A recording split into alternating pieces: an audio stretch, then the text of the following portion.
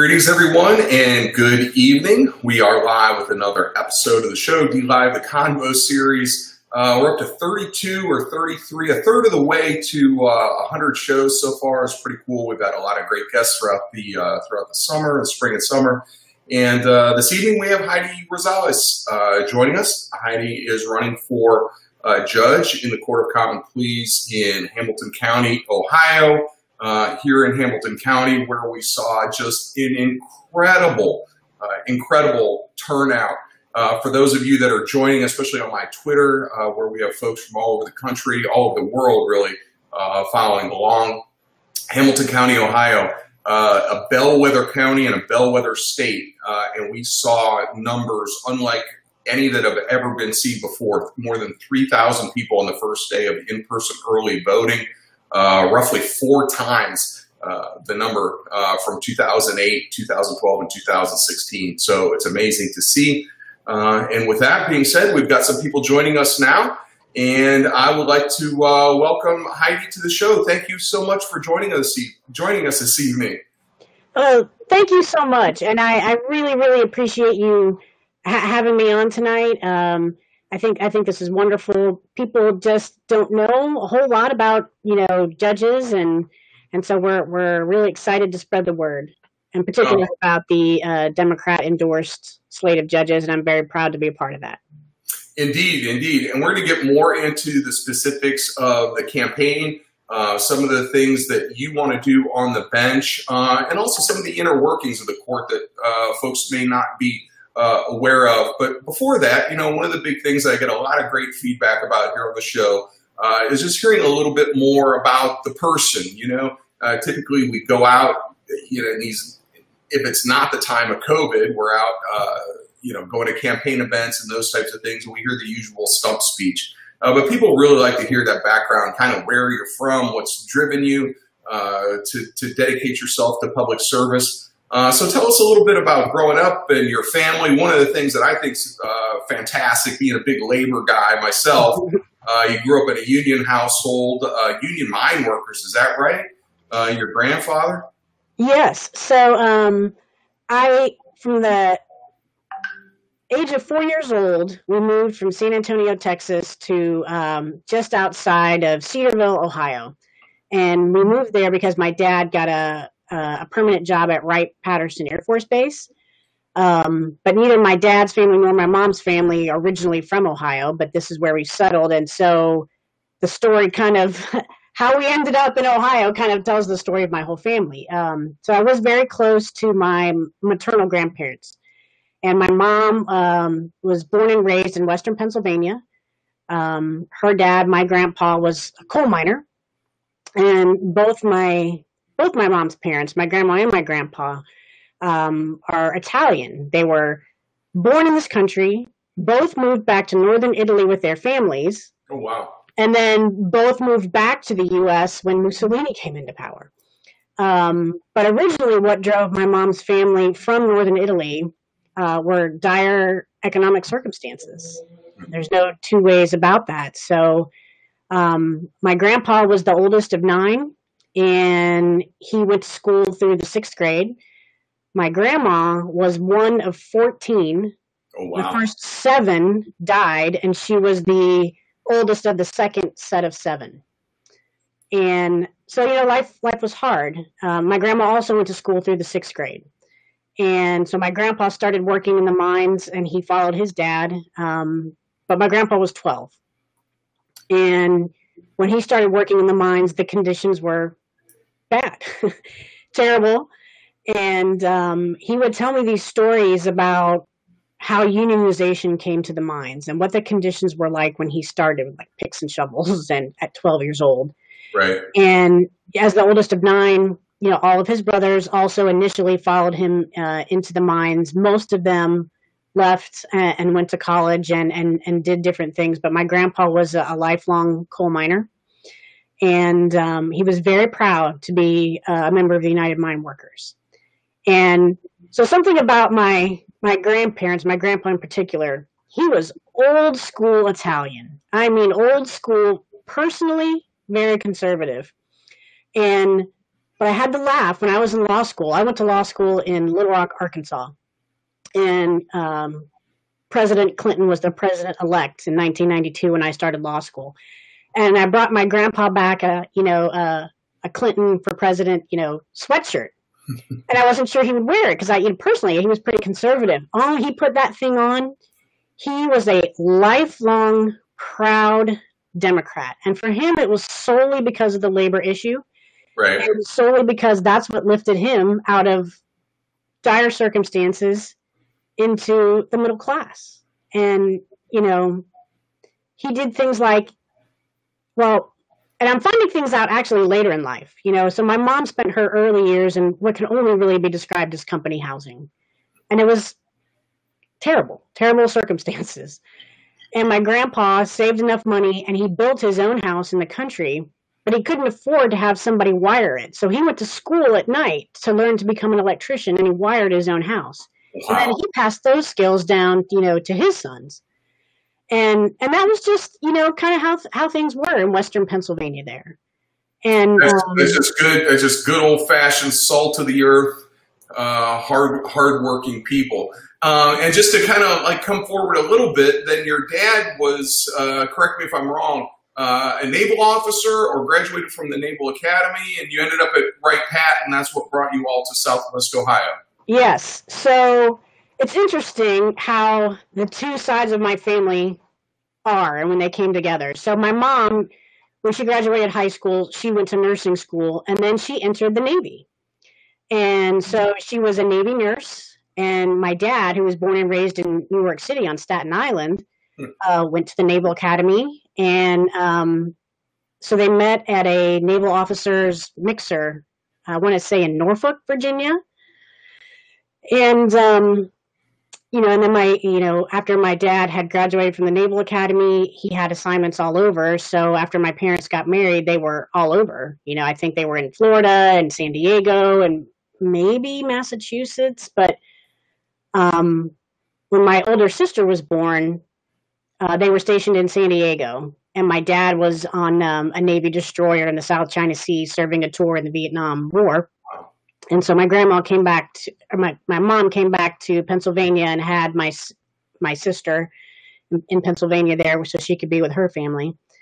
And then, my dad was active duty, I think, for about 13 years, and he got out of active duty and he went to a school in San Antonio, Texas. And based on that training, he got a permanent job as a civilian at Wright-Patterson Air Force Base. But he maintained status in the reserves, first for the Navy and then for the Air Force. And that brought you all to Southwest. Ohio, right? Yes. And ultimately to the city of Cincinnati, where you're now employed. And one of the things I tell people is be aware to all our friends from outside of the area, when you're moving to Cincinnati, it's going to get in your blood. And you're going to end up staying here. So, just be forewarned with that, right? Yeah, I think that's true. And I certainly, when I moved here, didn't really have intentions on staying. And I ended up moving here because my sister, she went to college at Mount St. Joe. And she loved Cincinnati. So after college, she just stayed. And she had apartments in Clifton. And then she married a Cincinnati boy. And I really was just kind of bumming around after law school and living at home, waitressing in Yellow Springs. And so I ended up just moving down here because my sister was like, why don't you just move down here? And I had a one-room, not one-bedroom, a one-room apartment in Clifton. And I kind of just opened up my own practice. And I didn't know what to do. And my sister was like, well, here's the name of the local public defender. So I literally showed up in his office every week. And his name was Luster Gary. And at some point in time, I think he just got sick of me. He's like, oh my gosh, go see this guy. He'll help you. And then go see this woman. They'll help you. And so they helped me get started with my own practice that consisted mainly of taking appointments. And I did that for about a year. And then I went on staff with the Public Defender's Office. And I was a guardian ad litem representing abused and neglected children in dependency. And from there, I transitioned to the county prosecutor's office in dependency, and then I worked my way up through the county prosecutor's office. I was there for about 6 years, And then I left, and I was at a medium-sized law firm, Cohen, Todd, Kite, and Stanford, for about 3 years, where I did mainly business and probate litigation, and I did some federal criminal defense. And from there, I started with the city of Cincinnati in 2007. First in the prosecutor's office, then to the civil division, then back to the prosecutor's office in kind of an administrative capacity. And I was at one point in time the interim chief prosecutor before they brought a permanent person in. And then I went back to the civil division, and I've been specializing in labor and employment for the city of Cincinnati for about 4 years now. So it sounds like you've got a pretty wide background in terms of like multiple and varied, angles of the legal field to give you a breadth of experience for common pleas court. And for those that don't know, and we've had a number of folks that are either incumbent judges or running for office, but just very briefly, what does the common pleas court, what type of cases would a judge hear in common pleas court? So in common pleas, that court handles felony crimes and major civil cases, where the amount of controversy is, I think, more than $15,000, or they're equitable. So it's kind of like the major cases of the local court system. Right, right. And now one of the things that I wanted to touch on, because I've heard something about this, I didn't even realize, and I'm sure most people don't, that this was an issue that we have here in the state of Ohio and Hamilton County in particular. And that is really the transparency or lack thereof of our court system. In other words, we were talking about Ginger Bach was on with us, and we were talking, and Tom Baradon was on with us, and we were talking a little bit about how, if there are disparities in sentencing.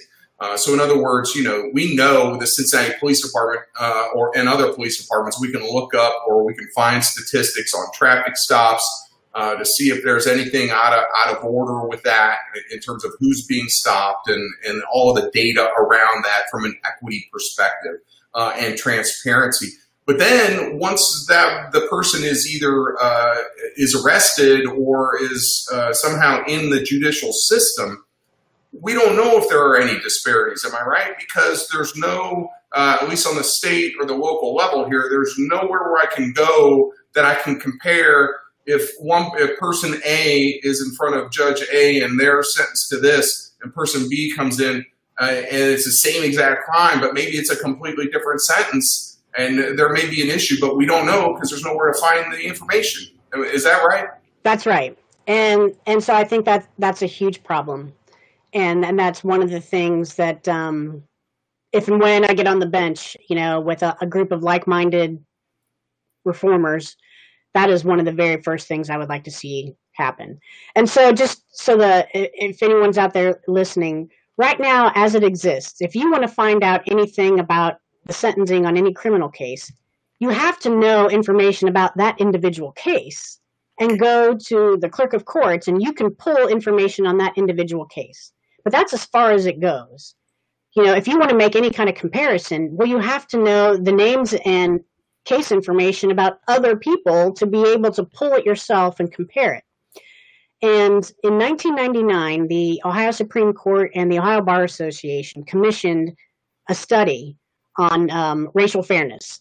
And that study had several recommendations. Now, keep in mind, this was 1999, so over 20 years ago. Right. And one of the recommendations that they had was to develop what they called a uniform sentencing entry, where every judge in the state of Ohio would fill out the same entry, and it would contain those same data points. And then all that would be uploaded into a system, and then you could generate, these reports about racial disparity, gender disparity, geographic disparity. I just anecdotally, I think there's a difference in the way urban counties and rural counties might treat certain offenses committed by similarly situated people. And we just don't have that. And the Ohio Supreme Court, that commission has been recommending that since 1999. And even if, for whatever reason, statewide it's not being adopted, we've known here in Hamilton County since 1999 it's an issue. And we should have been doing something about that here. creating, a system for ourselves and that our public can have access to, and we just don't have it. And that's one of the very first things I'd like to change. And so to that point, if we talk about, what would be the mechanics of making that happen? So we know that the Republican Party or Republican endorsed judges, because we also know when you run for judge and people look at the ballot that are now arriving in the mail, there's no D or R by the name, but nevertheless, the parties endorse one or the other. And for years, it's been Republican control at the Hamilton County Courthouse. From the prosecutor's office, we've made some inroads with some judges in the 2018 cycle, and of course, AFTAB in 2016 as clerk of courts, but still, the majority of the common pleas court judges are still endorsed Republicans. And so they're the ones that have had the opportunity and have not moved or done anything on this because perhaps they don't want to invite folks to actually see if there are disparities. It's like, what are you hiding? Why is there no transparency here? How could we make that happen in Hamilton County? How do the general rules that all the judges go by, how do those rules get set down at the courthouse? So, there are local rules. And it's the local rules 3 and 4 of our courts, and it corresponds to the state superintendent's rules, also 3 and 4. But the basic machinations, if you will, about how the administrative portion of the Court of Common Pleas works is you have a presiding judge who is also usually the administrative judge. And all it takes to make a rule change is to have a vote of the Common Pleas judges, and the majority rules. So if they wanted to change the rule, for example, to diversify the jury pool, all they would have to do is a majority of them vote for it. And then they could change the local rule, and instead of choosing just jurors from registered voters, they could use driver's license, state IDs. That was also recommended in 1999. But also for the issue of transparency, all they need is a vote of the majority of judges to change the local rule, which would then give the clerk of court some direction. Now, to do something like that, you probably would also have to, have some logistics and maybe some funding, to create that database. But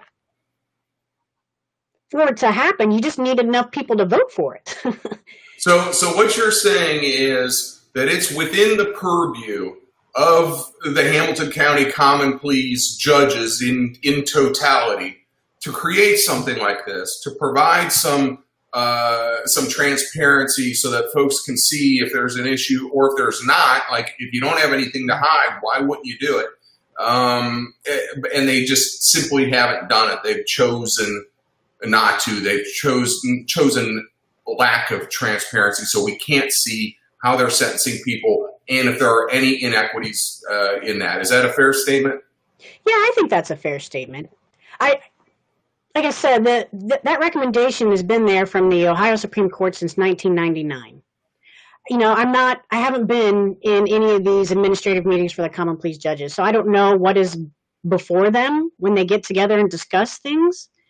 I just know that it hasn't happened.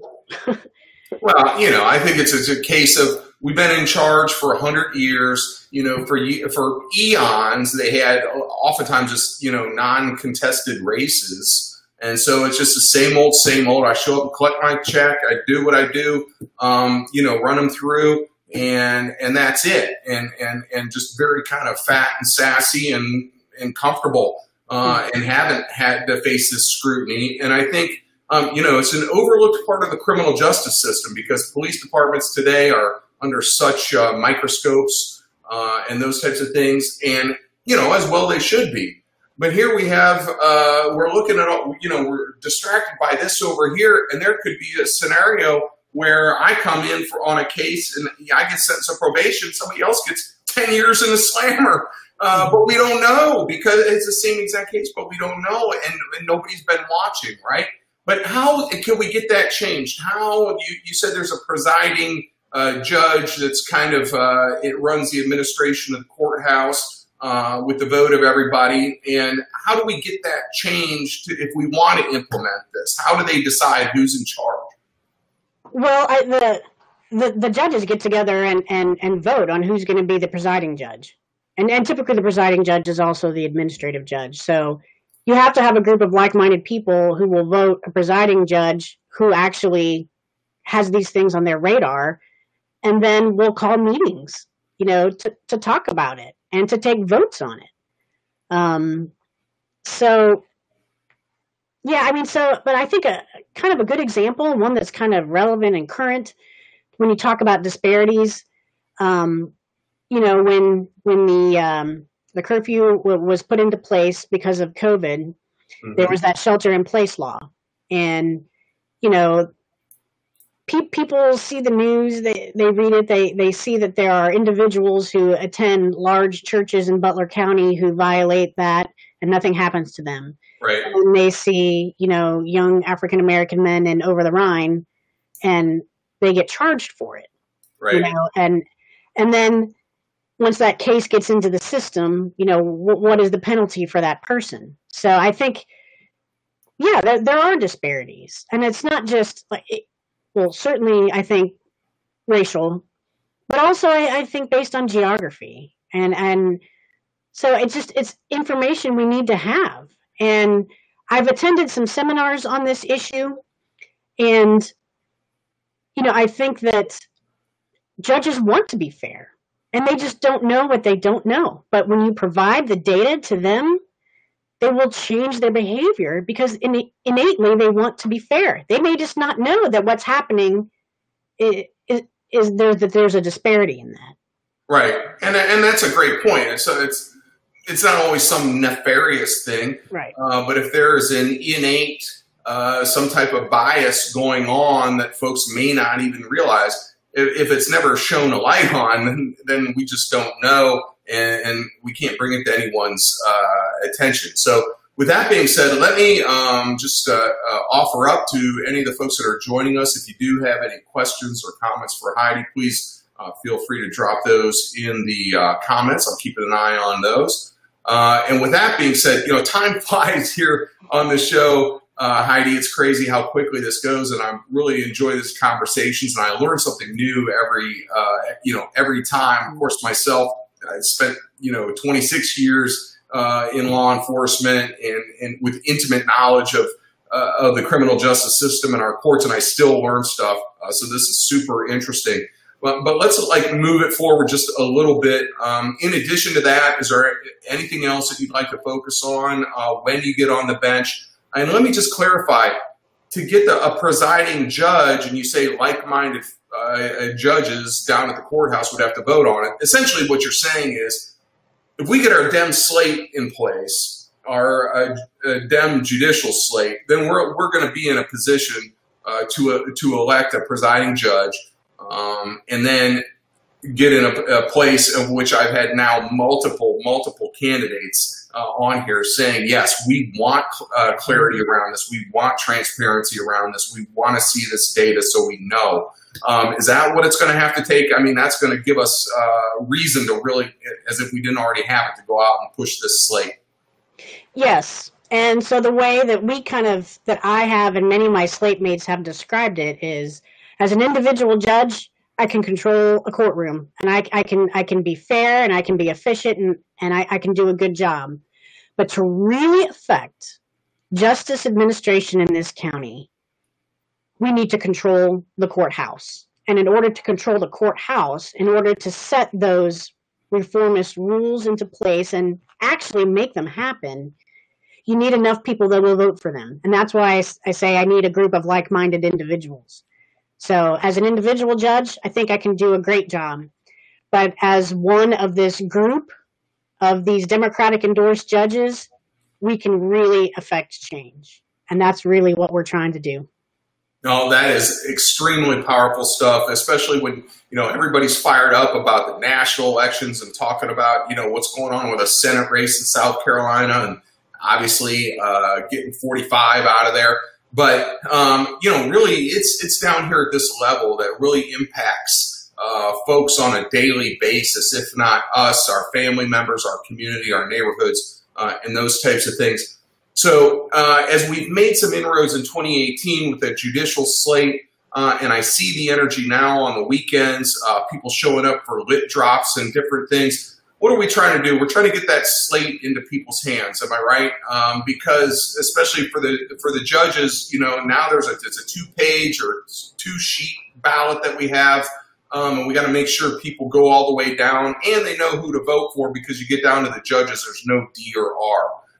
So is that an important thing to make sure people have that slate card when we get that out, whether digital or paper?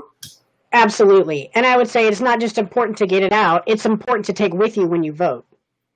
You know, I've actually seen you know, some comments on Facebook today. Oh, I went to vote. I saw the judges, and then I'm like, oh, there's no D or R. I didn't know who to vote for, you know?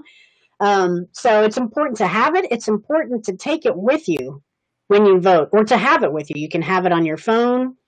What my husband and I do when we vote is we print out our ballots, our sample ballots that you can get online at the Board of Elections ahead of time, and we practice vote at home. You know, and then so we take that with us into the polls. But there's a lot of different ways to do it. But please, please, please take the judicial slate card, because that information will not be on your ballot when you vote. Indeed. And if we want to learn more about you, Heidi, if we want to follow you on social media or go to your website, where should we go to do that? So my Facebook page is Heidi Rosales for Judge. And my website is HeidiRosales.com. That's HeidiRosales.com. So between those two places, I think you should be able to get some pretty good information. Some good information. And also, since you're not, it's one of those weird things I've talked about, that in the judicial races, the candidates actually aren't allowed to ask for money, but yet you're still expected to raise money because those yard signs don't buy themselves, and those types of things. Folks can go on your website, drop a contribution on there, sign up to volunteer, and there's a lot of opportunities. We're doing everything from phone banking to sending texts, writing postcards, and going out and dropping literature, which there's been big crowds on the weekends all across Hamilton County. And I think that's that energy that we saw, and I know you've been out and about. I've seen you all over the place at all kinds of events across the county. We're seeing this energy translate really with people showing up to vote. Am I right? Yeah, that's certainly what it feels like. You know, I was at the Board of Elections yesterday morning early, and I was there again this morning early. And yeah, it's palpable. You can feel it.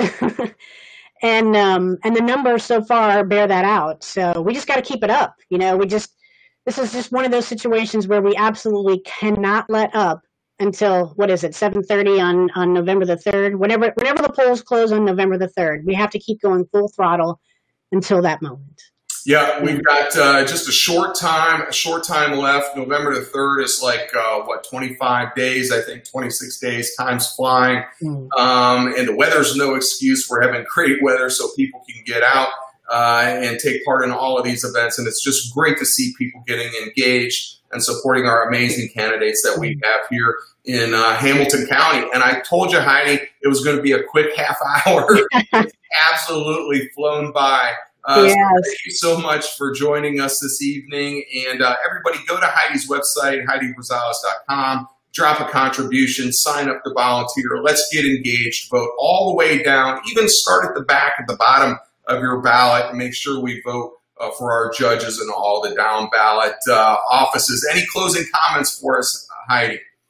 So you can go to ourjudges.com. That's the county's website for the judicial slate, for the Democratic judicial slate, and you can download a copy of the digital slate there.